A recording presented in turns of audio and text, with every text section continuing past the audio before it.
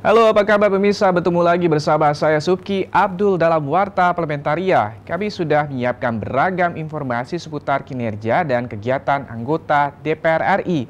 Inilah Warta Parlementaria selengkapnya.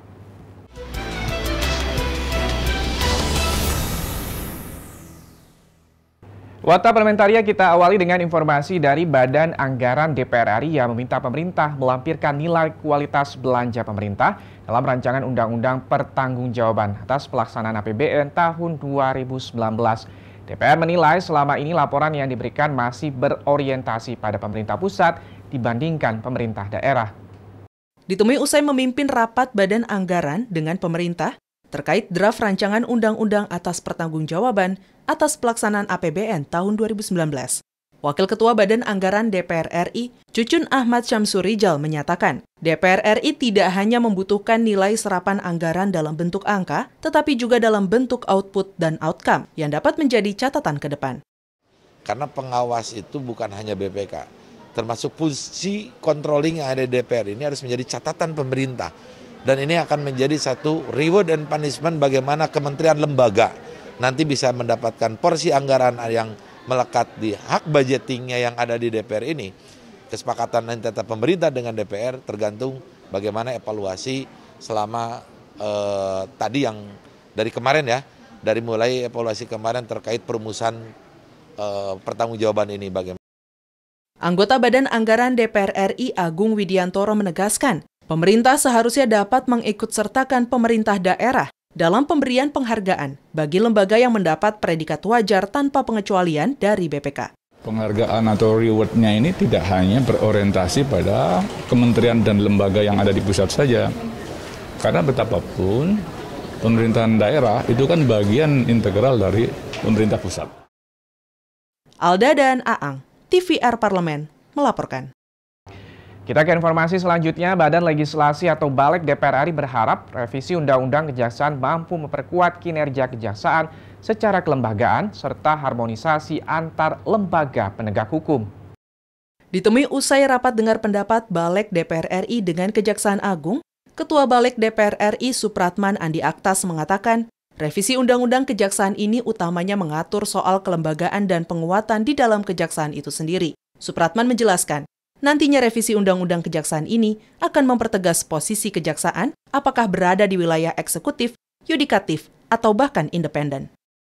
Itu menyangkut soal kaitan dengan posisi kejaksaan, apakah dia menjadi lembaga independen atau tidak. Nah, itu kan semua di samping soal penyadapan-penyadapan yang lain.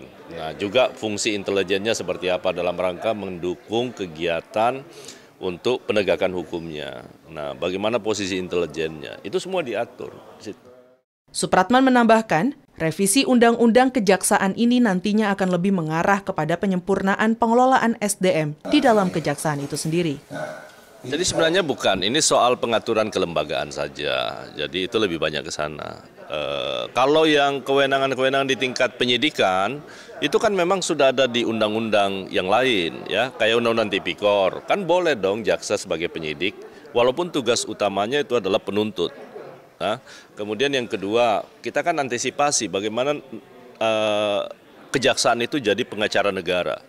Kan sekarang mewakili kan sudah ada jam. Nur Fuad dan Dwi, TVR Parlemen, melaporkan. Pemirsa, Badan Legislasi mendukung adanya hunian berimbang sebagai bentuk penghapusan diskriminasi dalam penataan hunian.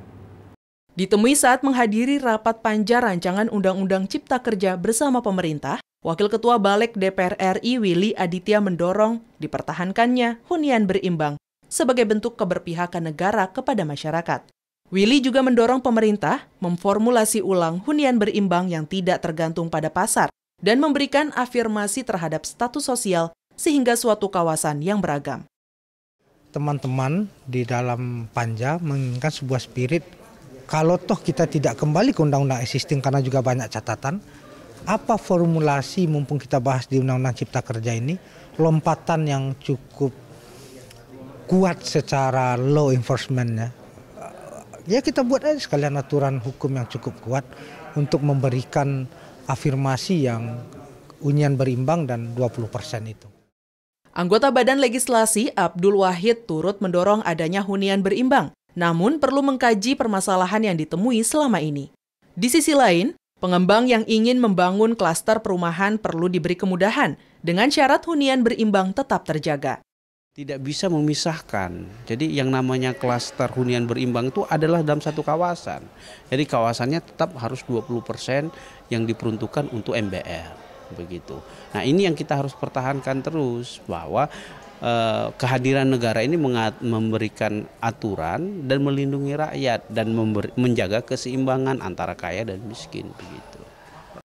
Helmi dan Kristio, TVR Parlemen, melaporkan. Pastikan Anda jangan kemana-mana pemirsa, karena kami masih memiliki banyak informasi lain dalam Warta Parlementaria. Di antaranya datang dari DPR RI yang meminta tambahan dana PON Papua di sektor kesehatan. Setelah jeda berikut ini.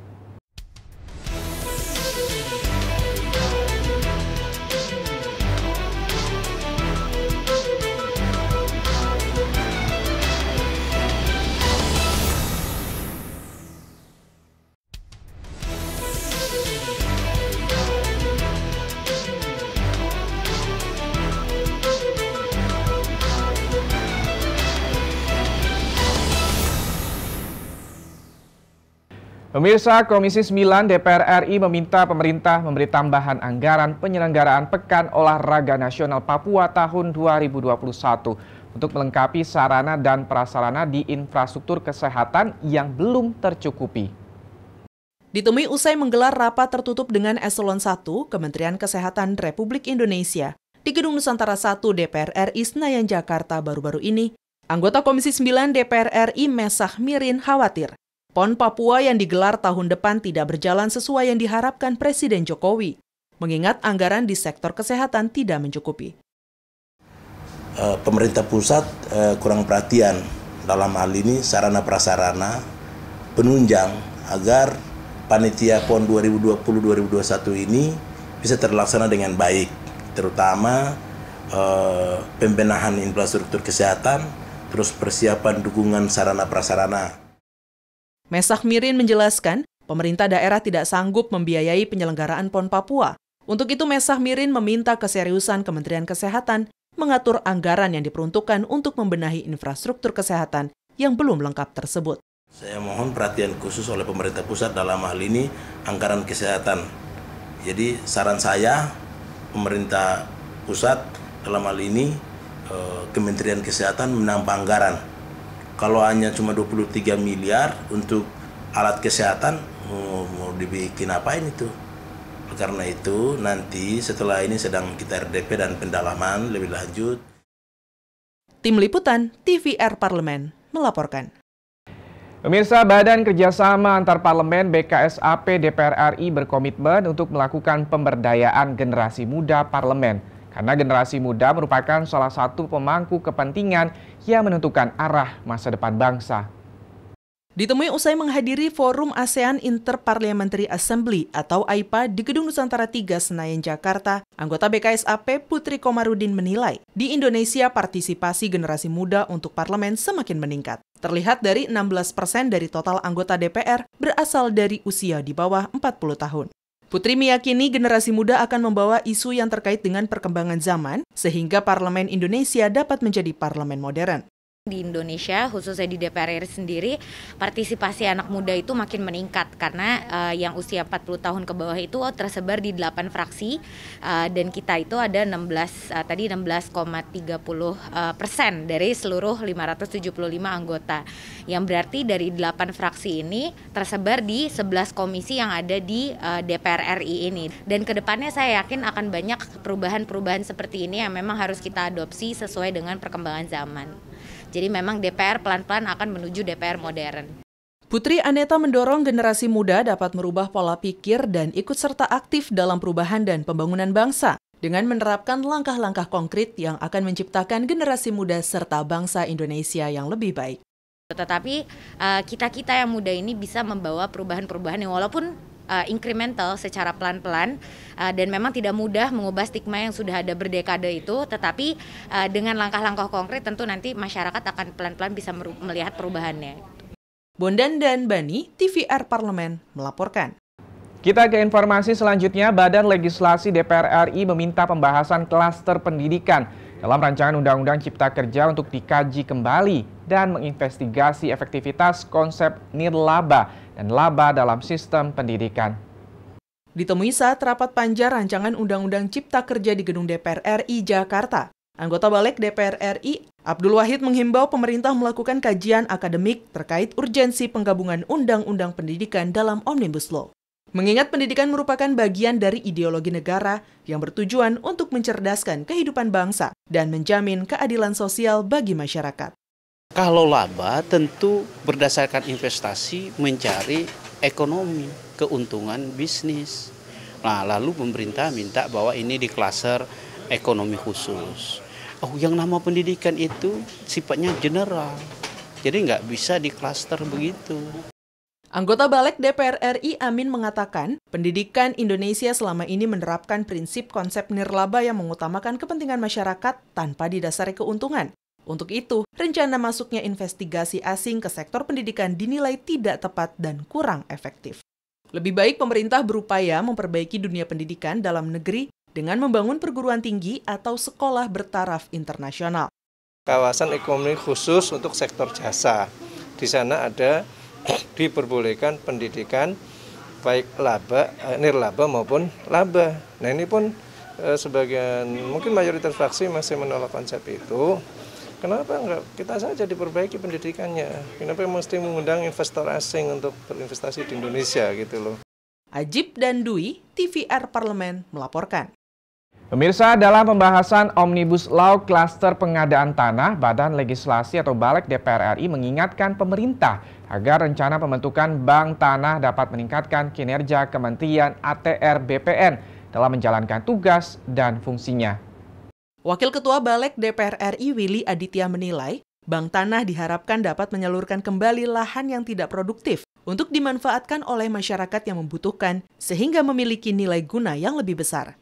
Kalau ini untuk kemudian berinvestasi dan berusaha, harusnya Bank Tanah ini memang mengurusnya satu, bagaimana izin lokasi, jual beli, dan lain-lain sebagainya. Nah, tidak pada klausul kemudian, karena ada klausul penyertaan modal korporasi di dalam Bank Tanah.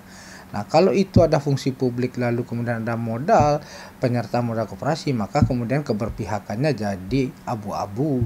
Nah, Anggota Balik, Abdul Wahid mengatakan, dengan dibentuknya Bank Tanah diharapkan Bank Tanah dapat melakukan konsolidasi atau readjustment dan mengefisiensikan lahan yang tersedia sehingga jadi lebih produktif.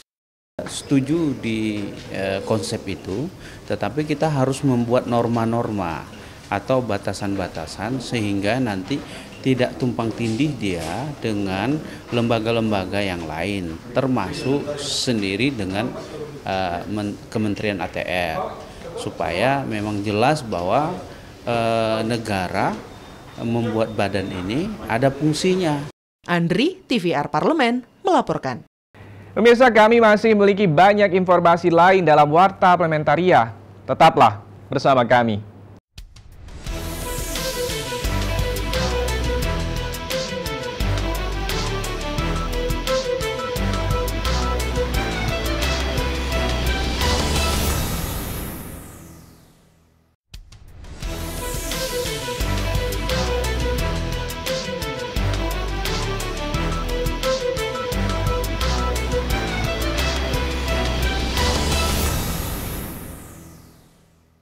Kita ke informasi selanjutnya. Sekretariat Jenderal DPR RI mengadakan asesmen untuk mengetahui dan mengembangkan potensi pejabat pelaksana. Ditemui usai membuka rangkaian asesmen pejabat pelaksana Setjen DPR RI, pelaksana tugas Deputi Administrasi, Nunu Nugraha Kuswara menyampaikan, asesmen bagi pegawai di lingkungan Setjen DPR RI dilakukan untuk mempersiapkan SDM di masa yang akan datang, dengan menempatkan pegawai sesuai dengan jabatan dan kompetensi, sehingga hasil asesmen dapat menjadi penentu kebijakan rotasi jabatan pegawai. Semoga nantinya akan ditemukan profil dari pegawai tersebut dan penempatan pegawai sesuai dengan kompetensinya masing-masing. Jadi tidak ada lagi yang tidak berkompetensi. Saya berharap semua peserta ini dapat mengikuti dari awal sampai akhir, karena ini memerlukan stamina yang baik.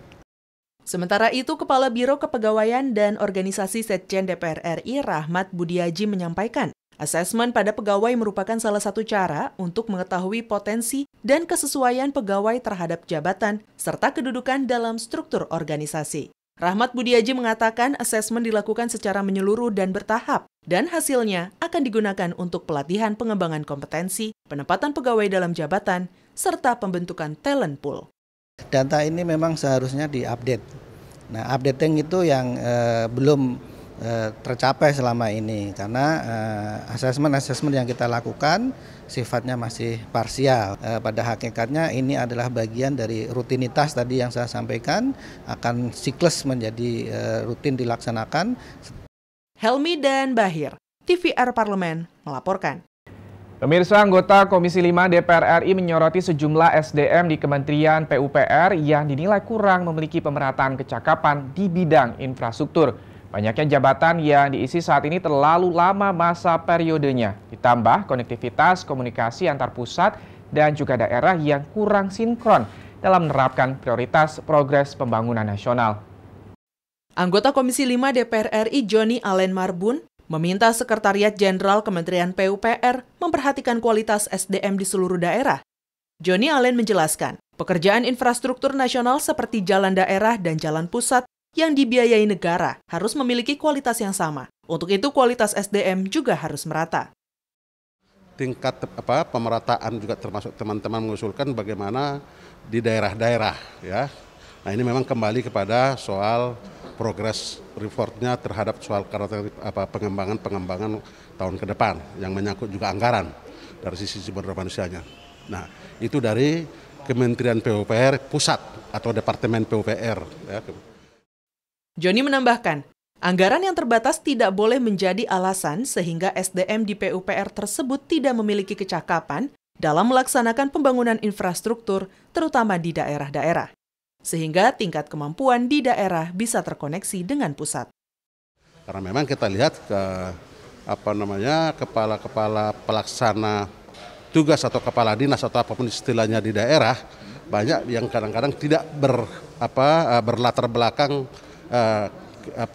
teknik ke PUPR itu atau ke pekerjaan umum sendiri. Heriadi, TVR Parlemen melaporkan. Warta Parlementaria kita tutup dengan informasi terkait dengan rencana Polri menggandeng preman untuk mendisiplinkan masyarakat dalam menerapkan protokol COVID-19. Menuai polemik di masyarakat. Pimpinan DPR RI menilai rencana tersebut perlu dikaji secara mendalam dan sebaiknya Polri menggandeng organisasi penunjang seperti Hansip ataupun Ormas. Wakil Ketua DPR RI Sufmi Dasko Ahmad yang ditemui di Gedung Nusantara 3 Senayan, Jakarta baru-baru ini mengatakan, rencana Polri tersebut harus dikaji secara mendalam, karena di dalam kehidupan masyarakat ada beberapa organ penunjang seperti Satpol PP, Hansip, ataupun organisasi kemasyarakatan yang bisa dimaksimalkan. Kehidupan masyarakat kita ini, baik di pasar maupun di mana-mana kan itu juga ada organ-organ penunjang. Seperti ada Polisi Pamung Praja, ada Hansip, ada organisasi-organisasi masyarakat yang bisa didayagunakan untuk kemudian mendisiplinkan atau memberikan pengertian kepada masyarakat tentang pentingnya menjalankan protokol COVID-19 ini. Sufmi Dasko Ahmad mengatakan, masih banyak unsur yang dapat didayagunakan seperti Satpol PP, Hansip maupun Ormas, yang bisa bekerja sama dengan paguyuban di pasar untuk memberikan penjelasan tentang protokol kesehatan. Ada Satpol PP, ada Hansip, ada kemudian organisasi-organisasi kemasyarakatan yang bisa bekerja sama dengan paguyuban pedagang misalnya di pasar untuk bagaimana memberikan penerangan yang jelas dan mendisiplinkan para pedagang maupun pengunjung untuk supaya pandemi COVID di pasar-pasar itu tidak melebar. Demikian. Zikri dan Yaserto Denus, TVR Parlemen melaporkan. Pemirsa, demikianlah beragam informasi seputar aktivitas DPR RI yang sudah kami susun dalam Warta Parlementaria. Saya Subki Abdul beserta seluruh kerabat kerja yang bertugas undur diri. Terima kasih atas perhatian Anda. Wassalam.